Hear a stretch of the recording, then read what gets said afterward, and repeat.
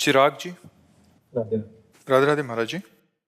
महाराज जी, ईश्वर मेरे हृदय की इच्छाएं पूर्ण करने से पहले मेरे मार्ग में इतनी शिक्षाएं और चुनौतियां क्यों रखते हैं? कहाँ कहाँ चुनौतियां नहीं हैं, हमें बताओ।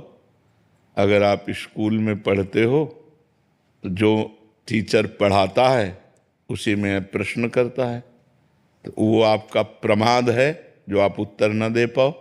नहीं तो 1 साल का समय मिलता है, एक क्लास के चैप्टर को वही टीचर आपको पढ़ाता है और फिर उसी क्लास के चैप्टर से ही प्रश्न होता है, और जब आप प्रश्न में पास हो जाते तो आपको शाबाशी मिलती है, आप अगले क्लास में जाने योग्य हो गए। तो ये तो हमारा सिद्धांत बना हुआ है, कहाँ प्रश्न नहीं है, किस मार्ग में कसौटी नहीं है।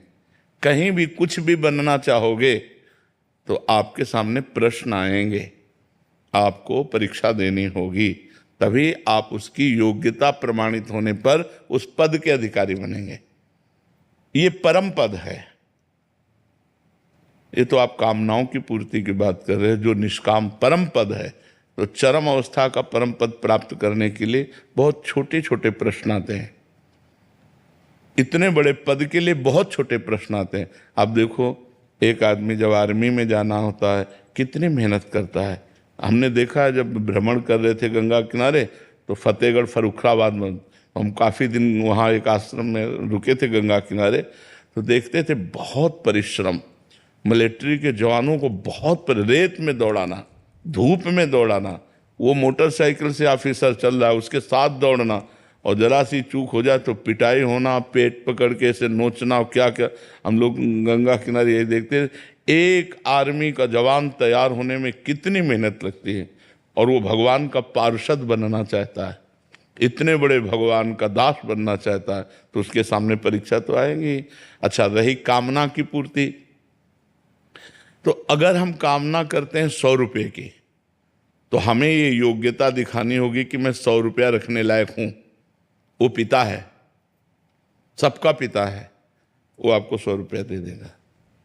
अनचाहे आपको सब कुछ दे दिया है, अब जो चाहना करोगे तो आपको अपनी योग्यता दिखानी पड़ेगी, आपको वैसा कर्म करना पड़ेगा, आपको वैसा अनुष्ठान करना पड़ेगा। अगर कर्म और अनुष्ठान सही बन जाए तो परमात्मा तुम्हारा बालक भी बन सकता है। आज जन्माष्टमी हम मनाते हैं, देवकी वसुदेव भक्त ही तो हैं। ऐसा तप किया पूर्वजन्म में, परमात्मा प्रकट हुआ, इतना सुंदर प्रभु, तो उनका प्रभु मैं आप जैसा बालक चाहता हूँ, तो बोले मेरे जैसा तो मैं ही हूँ। तो स्वयं भगवान सच्चिदानंद आज कंस के कारागार में भगवान का प्रादुर्भाव होता है। यह अपनी मथुरा नगरी में कंस के कारागार में अखिल ब्रह्मांडों का पिता भक्त के वशीभूत होकर पुत्र बनता है आकर के। तो अगर हम कुछ भी चाहते हैं, कोई भी कामना करते हैं, तो हमको योग्यता दिखानी पड़ेगी। ये पूरी सृष्टि का नियम है। अब अगर आप एक होमगार्ड बनना चाहते हैं तो आपको दिखानी पड़ेगी, तो उसके अनुसार योग्यता दिखानी पड़ेगी।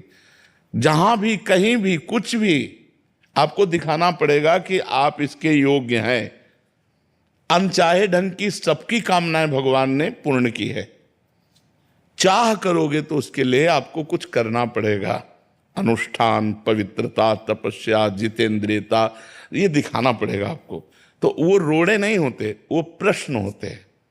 आप उस प्रश्न का उत्तर दीजिए। अब आपके सामने विपत्ति रूपी प्रश्न आया है, अब आप भगवान का चिंतन करते हुए उस विपत्ति रूपी प्रश्न का उत्तर दीजिए कि आप घबराएं मत। जो उस समय हमें विवेक अंदर से मिल रहा है, हम उस विवेक के द्वारा उसको पार करें। पैर तोड़ दिए जाएंगे, अब चढ़ के दिखाओ, ऐसा है ये मार्ग। तुम्हारे हाथ तोड़ दिए जाएंगे, अब उठा के दिखाओ। तो प्रयास करो, तुम टूटे हुए हाथों से भी तुम उठा पाओगे, क्योंकि परमात्मा तुम्हारे साथ है। मूकम करोति वाचालम पंगुम लंघयते गिरिम यत् कृपा तमहम वंदे परमानंद माधवम। तो ऐसा ना सोचा जाए कि हमारे जीवन में प्रश्न क्यों आते हैं, रोड़े क्यों आते हैं, विपत्ति क्यों आती है, क्योंकि वो हमको आगे बढ़ाने के लिए आती है।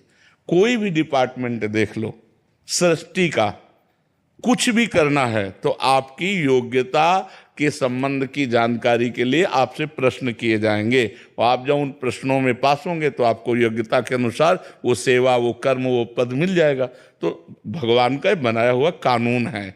तो भगवान के भी मार्ग में ऐसा होता है, इसलिए हमको तैयार रहना चाहिए, अपने को परिपक्व रखना चाहिए प्रश्नों का उत्तर देने के लिए, ना कि हम निराश हो जाए कि प्रश्न क्यों हो रहा है। क्योंकि अगर आशा की है उस पद की तो आपको फिर उसमें प्रश्न का उत्तर देना होगा। समझ पा रहे आप? नरेश कुमार जी जम्मू से। जय जय श्री हरिवंश। श्री हरिवंश महाराज जी। महाराज जी, भजन तो नियम से कर रहे हैं परंतु भजन में तदात्म भाव नहीं हो पा रहा महाराज जी, उत्साह भी नहीं बढ़ पा रहा महाराज जी, क्या कोई अपराध है? नहीं, पूर्व पाप से हमारा जो मन मलिन है वो जब तक निर्मल नहीं होगा तब तक उसमें निष्कामता नहीं आएगी, कामनाएं बनी रहेंगी। और जब तक कामनाएं बनी रहेंगी तब तक भगवदानंद का अनुभव नहीं होता, और जब तक भगवदानंद का अनुभव नहीं होता तब तक उत्साह नहीं बढ़ता। जो नाम में, भगवान की लीला में, भगवान के रूप में, भगवान के पावन पावन चरित्रों के स्मरण से रोमांच हो जाना, गदगद कंठ हो जाना, अश्रु प्रवाहित हो जाना, मम गुण गावत पुलक शरीरा, गदगद कंठ नयन बहानीरा। जो भगवान की प्रेम लक्षणा भक्ति है, जिसमें परम आनंद है, वो तभी आती है जब हृदय निर्मल होता है। तो हमको चाहिए कि नियम पूर्वक भजन करते रहें, पापाचरण का त्याग करके दीर्घ काल तक, सातु दीर्घकाल निरंतर सत्कार सेवितो दृढ़ भूमि। अगर दीर्घ काल तक निरंतर नियम पूर्वक भजन किया जाए तो हृदय पवित्र हो जाए, दृढ़ भूमि, फिर हमारी निष्ठा जागृत हो जाए, फिर भगवत चरणारविंद में हमारी प्रीति हो जाए। हमें लगे रहना चाहिए, हमें कभी किसी स्थिति में भजन छोड़ना नहीं चाहिए कि इतने दिन हो गए मुझे कोई अनुभव तो हो नहीं रहा, सामने विपत्तियां भी आ रही हैं, कोई सुख नहीं मिल रहा। आप लगे रहो, वो आपका अंदर ही अंदर जितना मल है, दुर्वासना मम सदा परिकर्षयंती, जो दुर्वासनाएं हमें खींचकर आवागमन के चक्र में डालती, वो उनका नाश कर रहा है। और जिस दिन नाश हो गया उस दिन फिर बताना थोड़ी पड़ेगा कि भगवान के मार्ग में कितना सुख है। हृदय आनंद से प्रफुल्लित रहता है, हर समय बस आनंद में रोने का मन करता है। पर हृदय में ऐसा उत्साह जैसे दूध बटलोई में चढ़ा दो तो उफान नहीं मारता, ऐसे आनंद की उफान आती है। बस लगता है चुपचाप कोई मुझे देखे ना, मैं किसी को देखूं ना, एकांत में रोता रहूं। अनेक प्रकार के भावों का उदय हो जाता है। कभी दैन्य भाव आता है, इतने बड़े महान प्रभु और मैं उनका दास कहलाने लायक भी नहीं हूँ, लेकिन प्रभु ने मुझे स्वीकार किया। कभी इस भाव में रो रहा है, कभी भगवान की लीलाओं का चिंतन करके रो रहा। बड़ी अद्भुत आनंद की स्थिति होती है। इसलिए नाम जप निरंतर करने का अभ्यास करो और पापाचरण से मुक्त रहो। जहाँ जो गलत आचरण है अगर उनको हम करेंगे तो हम जितना, जैसे गंगा नहाया और फिर गंदा आचरण कर लिया, फिर गंगा नहाया फिर गंदा आचरण कर लिया, तो गंगा नहाने का जो लाभ है वो हम नहीं समझ पाएंगे।